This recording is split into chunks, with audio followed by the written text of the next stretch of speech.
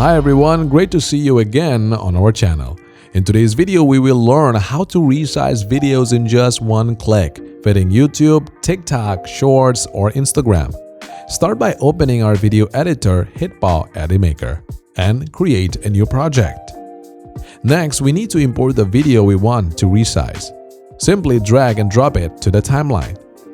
Here you will notice that the default aspect ratio is set to 16:9, perfect for YouTube.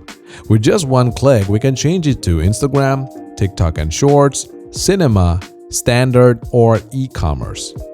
Let's take TikTok and Shorts as an example. Select it, and the video is now perfectly resized. You can then edit it more as you want. How about setting the background to a sleek Gaussian blur?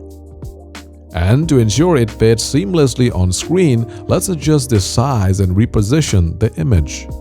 But wait, we can't forget about the captions.